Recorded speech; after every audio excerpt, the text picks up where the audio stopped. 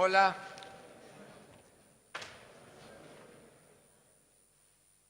Buenas tardes a todos. Esto como...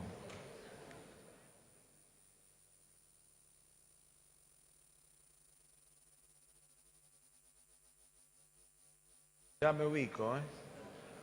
El de arriba es no, ya lo sé, pero el de arriba es ¿marca, no, puntero? Ah, acá está. Bueno. Bueno, ¿estamos todos ya? Muchas gracias por la invitación. Voy a usar rápidamente el tiempo que tengo asignado.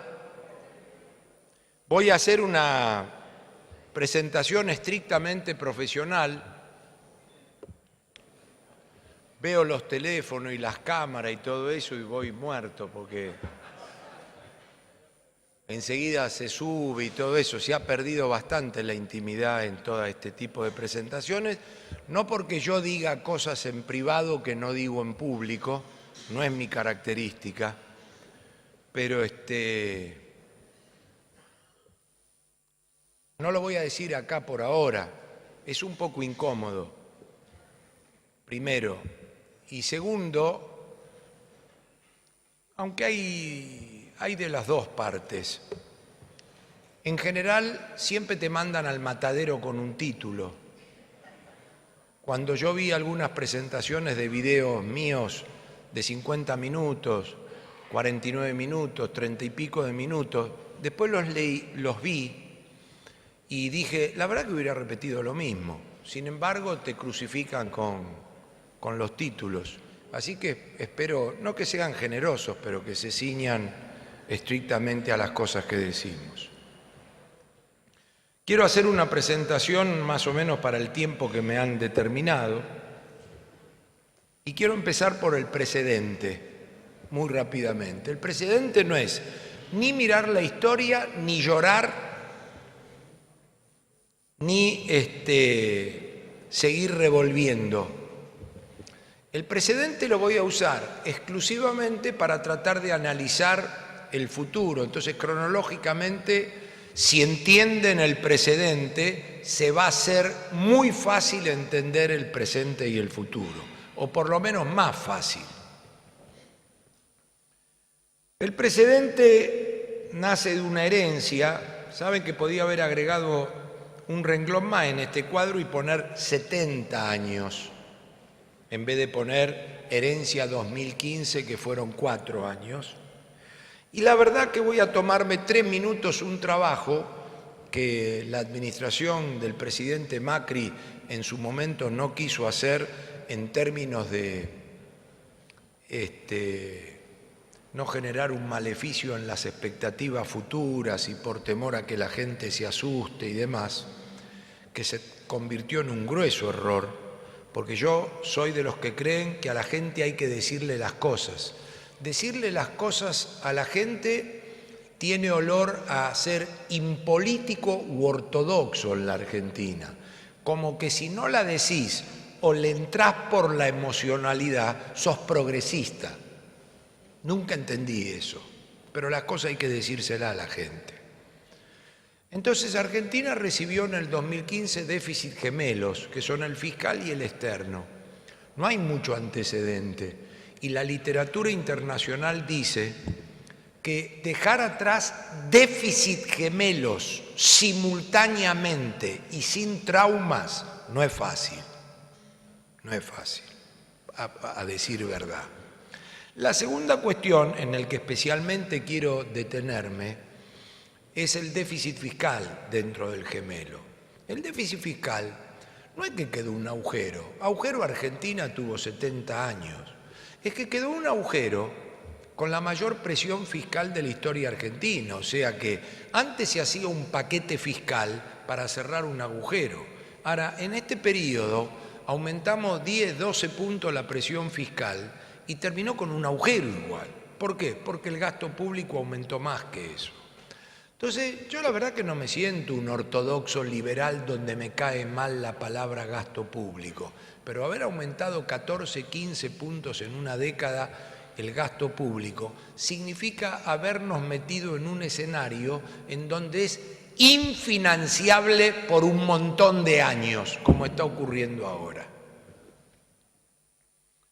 Por lo tanto, luego voy a volver en la cuestión fiscal. El tema que no es que quedó un agujero equivalente a 30.000 millones de dólares anuales que en los primeros 2 años de esta administración se financió tomando deuda externa. El problema de esto es que además quedó una presión fiscal imposible de bajar. Yo tengo que empezar diciendo esto en un escenario donde sé que hay calentura ahora por aumento de impuestos. O sea, yo me imagino que sentado ahí alguien piensa, ¿cómo este tipo habla de la presión fiscal del año 2015 y después la aumentaron? Yo diría a partir de una baja previa compromiso electoral. Pero ahí tenemos un problema, en el cual quiero volver, porque encima es un gasto público infinanciable, donde quedó 54% del gasto casi inlicuable, porque quedó atado a la inflación. Entonces vayan haciéndose el bocho todos, que no hay Superman ni ministros mágicos presentes o futuros que solo puedan atacar ese tema. Lo que puede hacer un ministro en ese tema es aportar tecnocracia, pero es la política la que va a tener que decidir qué hace. Si no, vamos a convivir con esta imposibilidad de bajar impuestos. Y si vos convivís con la imposibilidad de bajar impuestos in eternum, sos poco competitivo in eternum. Quiere decir que van a pasar los años y no van a seguir pasando por arriba los Perú, Colombia o Chile, que estábamos a lo argentino acostumbrados a mirarlo desde arriba. Quiere decir que acá presento un primer tema, que luego voy a retomar, de la herencia, que no se quiso explicar. Y no voy a decir lo peor de todo. Sí voy a decir que en las anteriores experiencias a lo Rodrigazo, a lo 2001 o a lo hiperinflación, la bomba explotaba. Entonces el presidente que venía atrás de la explosión se encontraba con todos los compatriotas debajo de la línea de pobreza, pero de un conflicto que él no había generado. Se clarificaba en términos culturales de quién fue el problema. Pero acá, como no explotó, parte de la herencia incluye el matete cultural en un corte vertical de la sociedad, no solo en la clase baja o en la clase media, en la propia clase empresarial, que cree que alguna parte del modelo que quedó sirve o servía. ¿Eso por qué? Porque no terminó explotando. Al no terminar explotando te queda la duda, porque es la única manera de discutir si en algún momento de esa década estábamos mejor que ahora o no. Es una fantasía la otra década, que se la hubiera sacado cualquiera de la cabeza si eso hubiera explotado y no explotó. Quiere decir que ese es un problema técnico, un problema político y un problema mental y cultural, lo heredado. La tercera cuestión es los precios relativos. Este es un lugar donde la luz valía 10%, el gas valía 40%, el boleto de colectivo 30% de lo que debería valer. Yo tengo la característica de que me paro a hablar con la gente en cualquier lado y no necesito que sea de mi equipo. Recién me vino a saludar uno de Independiente acá y me lo banco, y me lo banco. Por eso. Así que yo me paro a hablar con la gente. Y tiene razón la gente en algo. Ahora ha dejado de consumir algunas cosas porque tiene que pagar algo que antes no pagaba. Y lo dice con un tono de lamento. Encima yo no soy ni he sido el ministro. O sea, no es quien ha tomado la decisión de, por más que sigo acompañando y veo al presidente y por supuesto me hago cargo. Pero quiero decir, la normalidad es lo que pasaba.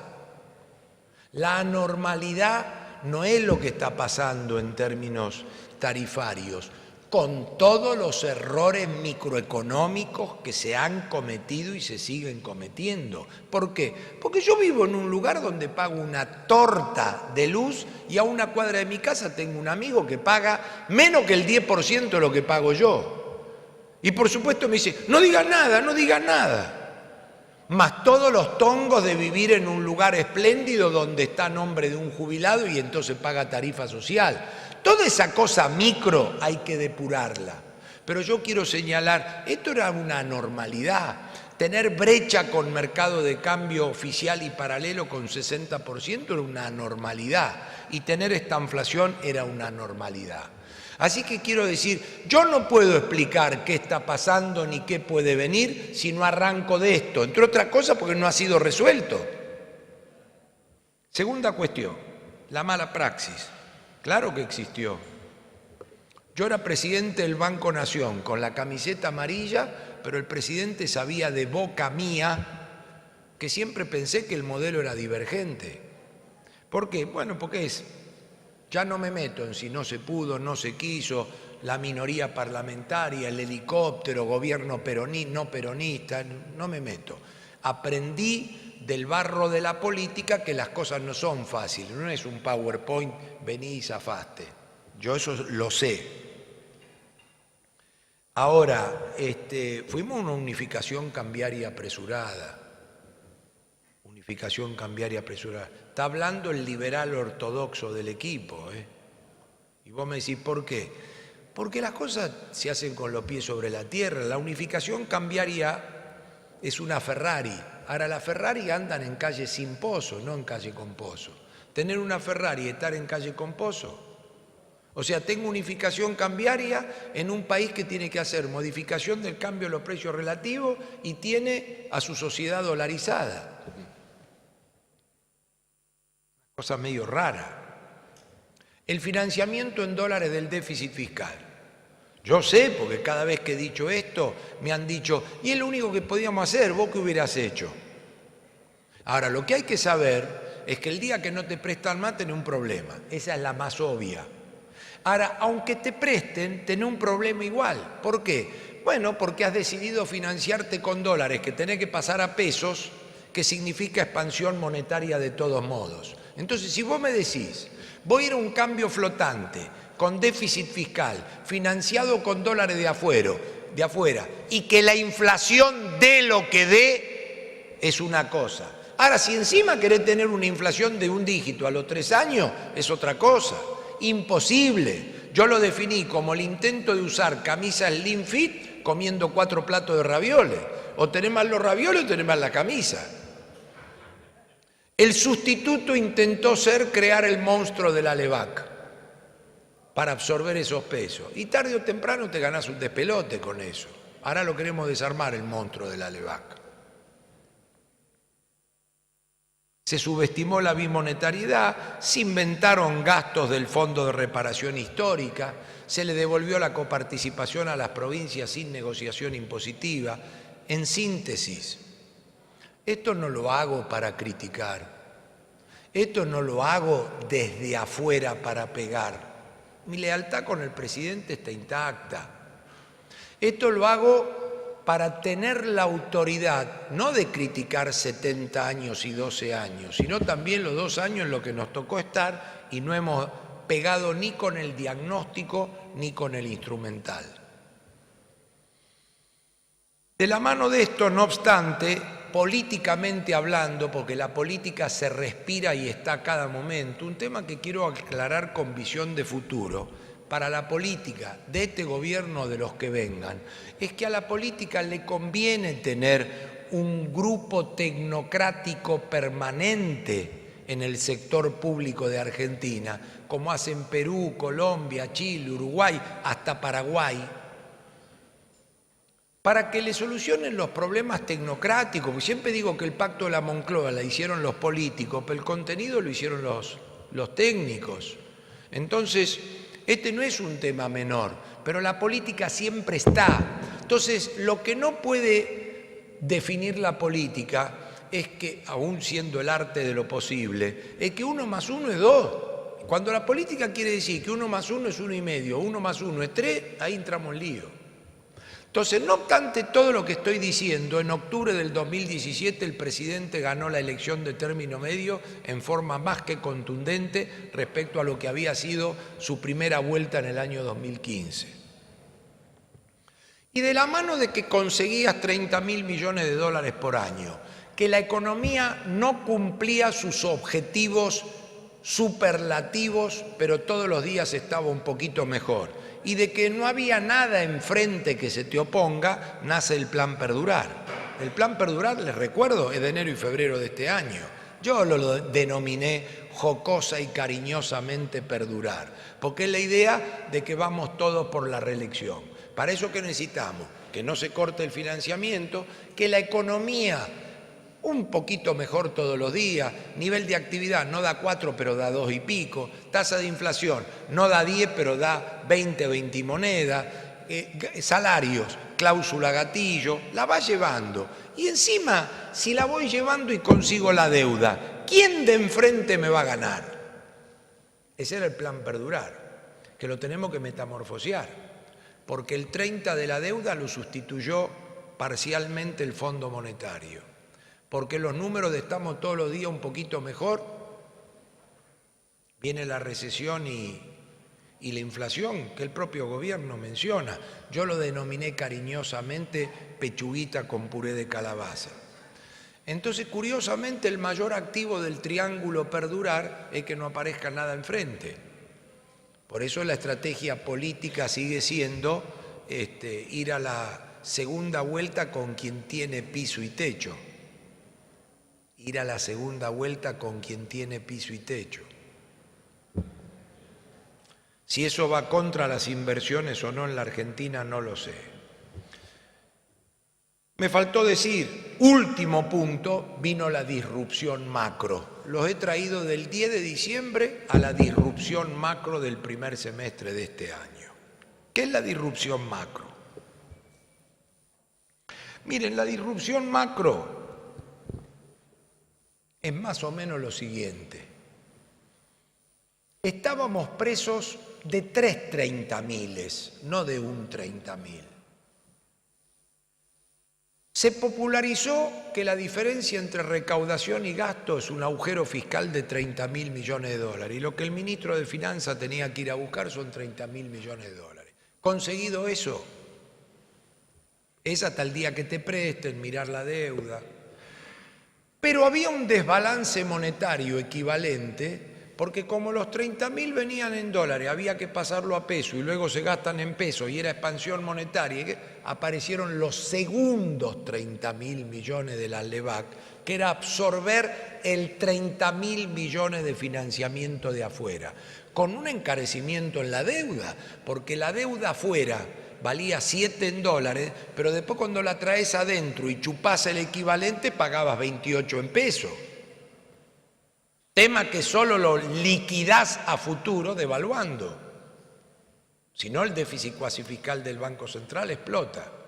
Y tercero, cosa que hasta ahora no hice referencia e inauguro la referencia porque fue parte del problema fundamental, el mercado de cambios.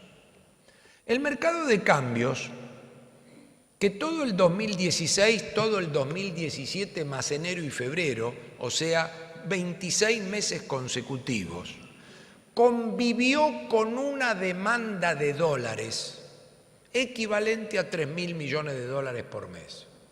¿Que lo componía quién? 1.000 millones de dólares demandó todo este tiempo más o menos el turismo neto, entre turistas que salen y turistas que entran. Y 2.000 millones de dólares por mes demandó el minoreo ahorrador en dólares de Argentina, no por desconfianza, ni por Macri, ni por corrida, sino porque ahorra en dólares hace 40 años en la Argentina. ¿Qué ocurrió? ¿Y quién le hace de oferta a esa demanda en un mercado de cambios privado, libre y flotante? Bueno, alguien. ¿Por qué? Porque si tengo 3.000 de demanda y no me entra 3.000 de oferta, vende el Banco Central. ¿Y qué pasó durante 26 meses consecutivos? El Banco Central vendió cero. Pero quiere decir entonces que alguien traía 3.000, efectivamente. ¿Qué era qué? Y 1.000 y pico millones de dólares por mes, capitales especulativos que entraban, pasaban a peso y tomaban Levac. Vos decís, che, pero pará. Ahí está creciendo la Levac, sí. Y el día que los tipos estos quieran salir, ¿qué pasa? Y bueno, van a revolear la Levac y van a pedir los dólares. ¿Y qué más? Y bueno, bancos tomando dinero en el exterior para dar crédito acá, compañías tomando crédito en el exterior para contraer crédito más barato, provincias que no tenían negado su acceso al mercado y dejaban coparticipación federal de garantía. En síntesis, convivimos durante 26 meses con oferta y demanda de cambio a un dólar relativamente quieto sin intervención del Banco Central. Hasta que en marzo, de la mano que al primer 30 le dijeron en enero, no vengas más por este año porque no hay plata soberana, se empezó a empiojar un poco. Algunos agregan la conferencia de prensa del 28 de diciembre, otros agregan la renta, el impuesto a la renta financiera, otros agregan Brasil y la suba de la tasa en Estados Unidos. La verdad es que en marzo al 3.000 de demanda no le apareció el 3.000 de oferta. Y no por el campo que no liquidaba, que lo primero que tiene en el pico el que tiene que decir algo, sino porque los velociraptores, que son aquellos que entraban los dólares para comprar Levac, decidieron hacer el camino inverso. Entonces, claro, el 3.000 en el fondo se había convertido en 4.000, porque aparecían 1.000 palos de los tipos que vendiendo Levac querían irse. Eso fue marzo, eso fue abril. Y con tanta tensión cambiaria y aumento en el precio, en mayo se asusta el propio local que dice, che, ¿qué está pasando? Y compra más dólares.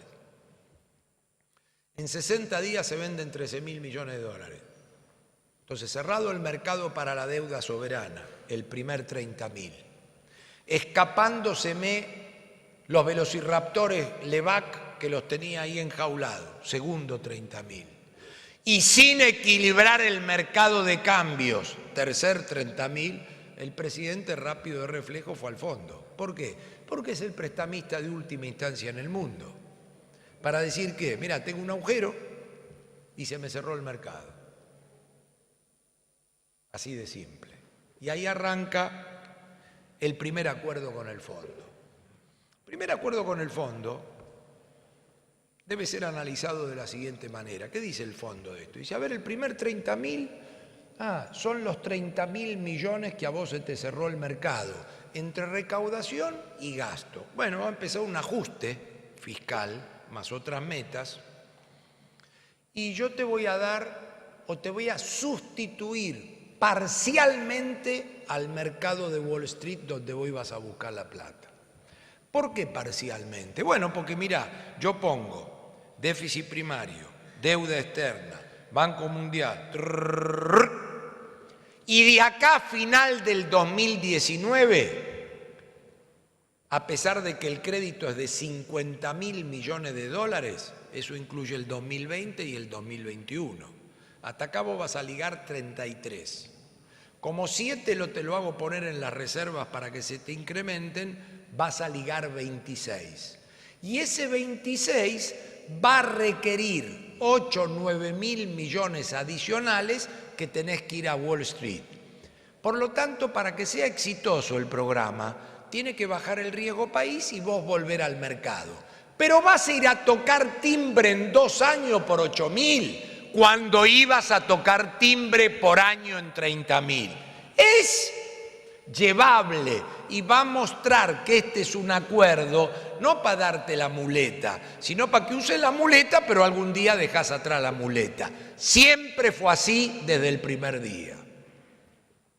Incluía, punto 2, la Levac. No, bueno, yo con la Levac no tengo nada que ver, dice el fondo. Eso anda desarmándolo como a vos se te ocurra.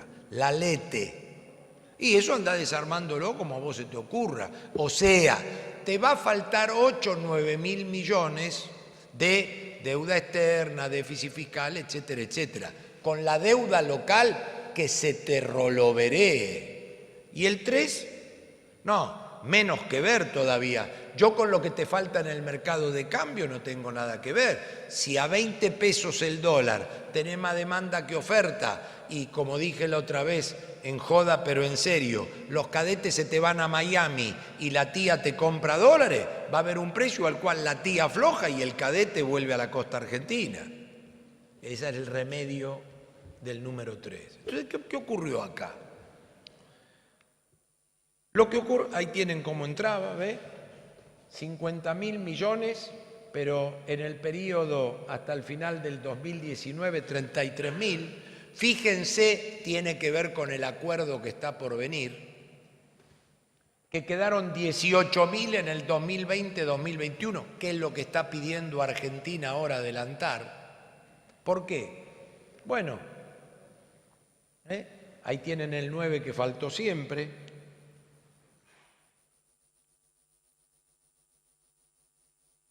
Hago toda la cuenta, vencimiento, me faltan 9. Se supo del primer día. Pero eso sí, las LETES, las LEVAC se van rolovereando, la roloverea el mercado. ¿Y qué más? Bueno, vamos a los números. ¿Qué terminó pasando? Y que en las variables críticas, prefondo y posfondo, el tipo de cambio se devaluó 32, se devaluó 60 más. El riesgo de 521 subió. La tasa de interés de 42 fue a 60. Dólares del gobierno de 2.600 a 3.000. Tasa de inflación 26 a 34. El acuerdo no funcionó. Al no funcionar el acuerdo, las metas, que en la cabeza del fondo era bajar el riesgo para no tener problema en conseguir los 9.000 que faltan. Y en la cabeza del gobierno era estabilizar el tipo de cambio, fracasaron. Entonces, al fracasar esto, viene el pedido a negociar. Estamos en el medio de la negociación, así que quiero ser lo más cuidadoso posible, de decir, che, esos 18.000 del 2020 y 2021, ¿no me lo podés adelantar? Porque si no llega el remedio una vez que el enfermo se murió. Entonces la primera pregunta es, ¿y a cambio de qué? Y bueno, de déficit primario cero. ¿Qué significa eso? Mirá, te voy a mostrar. Fui muy rápido en el planillón, pero en el planillón decía que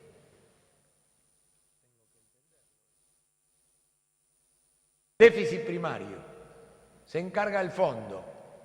Tenías que bajar de 2,7 del PBI a 1,3.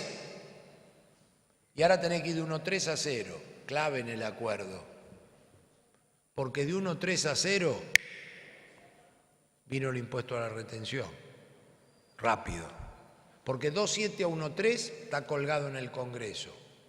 Y yo un día dije, se tiene que poner la pila el Congreso. Porque esto es todo parte de un menú. Entonces vuelvo a donde estábamos antes. ¿A cambio de qué? Y bueno, de déficit primario cero. ¿Y qué otra urgencia de corto plazo tengo? Y bueno, mirá, yo quiero que vos me des estos 18 y yo voy por déficit primario cero. Pero tengo un conflicto adicional, porque el 18 quedaba fuera y me faltaban 9. Aparentemente ahora me sobrarían 9 si me da los 18.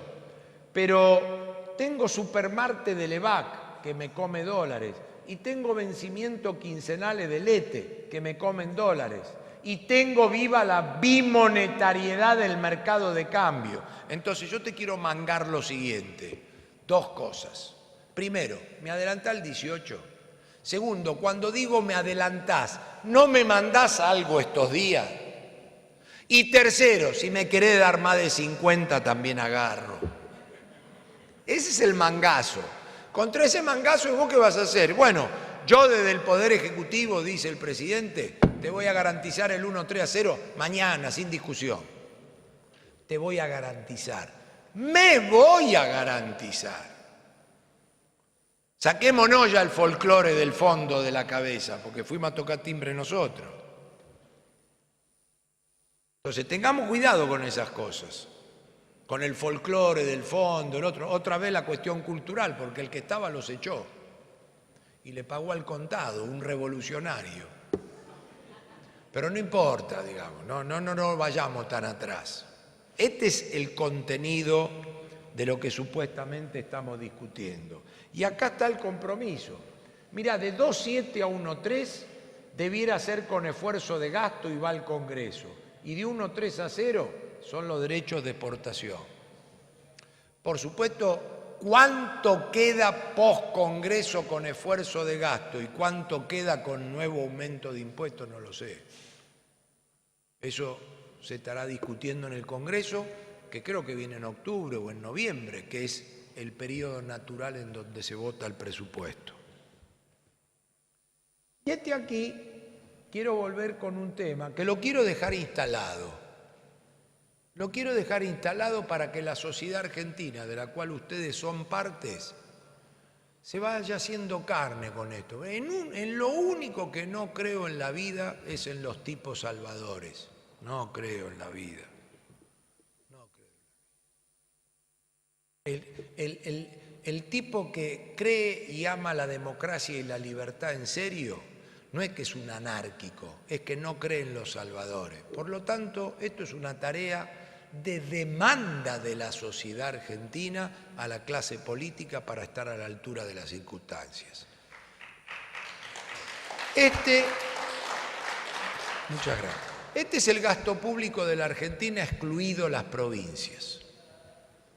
Quiero detenerme acá, más allá del número, 3 billones 700, tiene 56% atado a la inflación. Prestaciones sociales con jubilados, salarios y universidades, aunque acá salarios y universidades no están atados. Acá adentro, prestaciones sociales. Luego tiene los subsidios económicos, que son 10% del gasto, y luego tiene gastos de funcionamiento, algunos gastos corrientes y la infraestructura. ¿Qué quiero detallar de esto?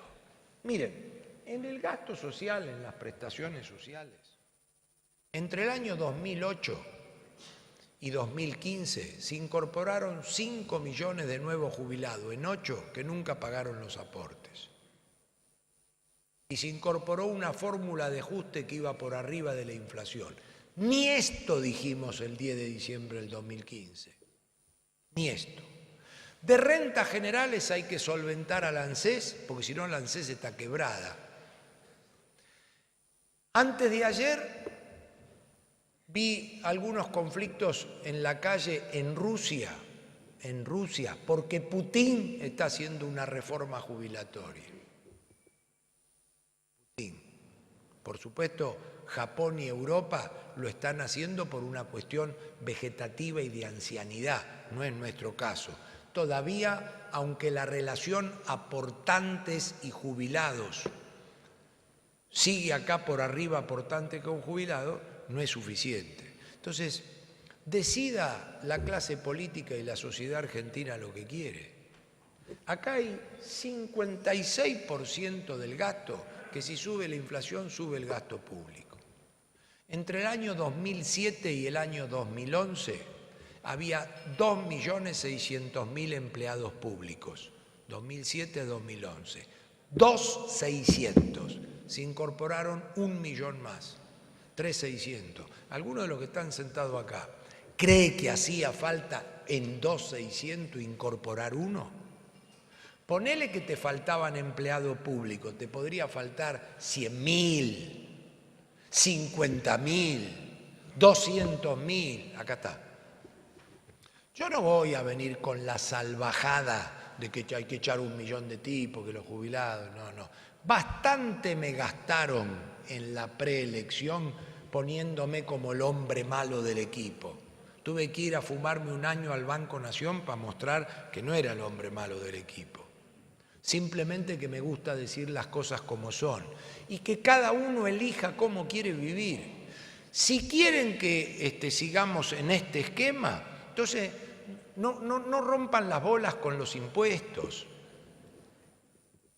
¿Está claro? Porque ustedes entienden que si esto está acá arriba y los impuestos están acá y la brecha la iba a buscar Caputo y ahora la pone el fondo. El fondo presta, no regala. Entonces decidan lo que quieren hacer. Esto es administración de miseria. Entonces la emocionalidad tiene mucho más llegada en un evento que esto. Hagamos un Luna Park emocional. Pero el tema es si lo queremos arreglar o no. Porque si no tenemos el diagnóstico del cómo, pasan las cosas y vos vas a seguir diciendo, che, pero no hay un puto plan. No hay alguien que entienda. Recontra se entiende, si es lo más simple que hay. Pero lo que pasa es que no es si hay o no un plan. Es que cuando te sentás y agarrás el papel, te caen estas cosas. Entonces tenés que ir a la autoridad política a decir, ¿qué hacemos con esto? ¿Qué quieren hacer? Entonces, tampoco hay Superman en el presidente. Entonces, esto es la voluntad política de solucionar este tema. Y si no hay mayorías en el Congreso, porque de ahí viene la cantinera de que el único que puede resolver esta cosa es el peronismo. ¿Por qué el único que la puede resolver? Y porque mandan a votar y se vota. Y puede privatizar y estatizar una década después. Entonces, escucho hablar, ¿no? Bueno, este es el tema. Entonces, esto es parte de este conflicto. La recaudación, la LEVAC, la LETE y el mercado de cambios. El mercado de cambios, fíjense, ¿ven que le dije 3.000 millones de dólares de demanda por mes? Hasta abril. En mayo fue a 5.000. Y el Banco Central y el Tesoro empezaron a vender. Ahora, ¿qué ocurre? Post acuerdo en junio y en julio, todavía siguen en el orden de los 3.400, 3.500. Y también sigue vendiendo el Banco Central y el Tesoro. Agosto lo mismo. Hay buenos datos a 38 pesos en el mes de septiembre. Está declinando la compra de dólares de particulares y declinó bastante la demanda por turismo. Sumado a que en la parte de oferta ha empezado a mejorar el comercio exterior, lamentablemente más por la recesión y la caída de las importaciones que por un aumento exportador. Todavía se sigue yendo el carry trade, que son los viejos levaqueros cambiando por dólares y le cuesta al resto del sector privado entrar. Pero digamos, acá tenemos planteado el problema. Hasta algo así como 1.400 millones de dólares mensuales entre septiembre y diciembre se banca el mercado de cambios si se agranda el superávit comercial y si tiende a disminuir el rojo de las cuentas de turismo. Con $1, esto es 2001, esta es la devaluación a precios de hoy. Este es el periodo 2003-2007 y este es el 40 pesos de hoy. O sea, es un tipo de cambio importante en términos reales. Sigo juntando. Antes de meterme en esto que es la parte final. En síntesis hasta acá. 2015, mala praxis. Bienio, toma de deuda, LEVAC y mercado de cambios. Acuerdo con el fondo, fracaso, 9 acuerdos. Te pongo los 50, andá a déficit cero. Adelantame algo de los 50. Si puede ser más de 50, mejor, y ahí paro. Terminar de desarmar la LEVAC, terminar de desarmar la LETE, aplacar a 40 por dólar el mercado de cambios y viene la resaca. La resaca es la palabra que me enseñó mi vieja cuando 2 o 3 veces de joven caí con alguna copa de más. Entonces caía en la cama de mi vieja, de mi viejo, y me despertaba al otro día. Y, me digo, se me de vuelta todo, me dice, es la resaca, decía mi vieja.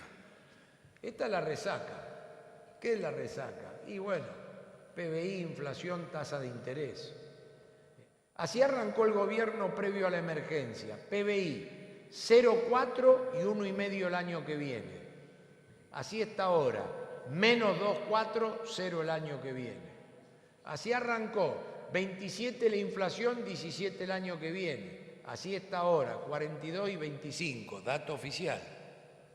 37 y 22 la tasa, 55 y 36 la tasa. El fondo todavía no habló acá, aunque siempre fue más escéptico que el gobierno, aún en el escenario previo.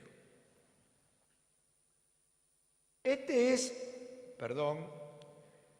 el escenario de los 4 trimestres del PBI. El primero de este año todavía había dado positivo como los anteriores, y ahora vienen 1, 2, 3, este es el año, 4, el primero del año que viene, fuertes negativos. Suponiendo que corrige el segundo del año que viene otra vez a positivo, pero abriendo esa corrección, 1, 2, 3, 4, positivo el segundo del año que viene, pero sabiendo que es un positivo muy fundado en el agro, si recupera de la actual sequía, y el no agro con la sensación de 1, 2, 3, 4. ¿Subproducto de qué? Bueno, de la resaca, de la devaluación, de la inflación. Acaba de salir 3,9 agosto. 3,9 agosto con 4/5 septiembre estaría en 37,5. Luego, frente a un 3 mensual octubre-diciembre es 42, el dato oficial. Con un poquito más alto es 46. Parte de la resaca. Por lo tanto, mi síntesis final es: el programa económico original no está más, el primero de los acuerdos con el fondo no generó los resultados esperados y quedaron abiertos 3 frentes: el financiamiento al gobierno, el desbalance del mercado de cambios y las LETES y las LEVAC como deuda de corto plazo. Bueno, viene el nuevo intento, el pedido de adelanto y demás, con un dólar que es el doble del final del año pasado. Por lo tanto, yo creo que estamos piloteando lo financiero cambiario y estamos tratando de manejar el nivel de actividad y la tasa de inflación en términos de la resaca que esto deja. Hasta acá llego. Así que, bueno, queda agua por correr bajo el puente y hay que pilotear esto. En pocos meses vamos a estar en primarias, en evento electoral, y yo diría la elección empioja aún más esta necesidad de acuerdos y demás. Por lo tanto, yo creo que debiéramos prepararnos entre todos los argentinos, desde su sociedad hasta incluida su clase política, en ver cómo vamos resolviendo esta transición de 4 años de la manera más madura posible para implementar un programa de estabilidad con acuerdo político a partir del 10 de diciembre del 2019. Me parece que ese es el mensaje que se logra de acá, que sale de acá, en un contexto internacional para los mercados emergentes que de ninguna manera fue el gatillo de lo que ocurrió, pero que a partir de la ocurrencia ha entrado en un sendero un poco más complicado. Me refiero a los Turquía, a los Sudáfrica, la elección brasileña en octubre. Hoy me junté con gente de Brasil. Imagínense que quien va primero tiene 20 y pico de puntos y quien va segundo tiene 12. Entonces les hice la pregunta, ¿y el 65 restante cuál es? Arrancó diciéndome 40 no sabe. Y el 25 restante tenía 5 candidatos de 4 puntos cada uno. Acá al lado. Absorbe 10% de nuestras exportaciones. Perdón, un poco más. 10% de las importaciones de ellos son nuestras exportaciones. Bueno, ahí tenemos un tema. Los dejo para pensar, les agradezco la atención y muchas gracias a las autoridades por haberme invitado.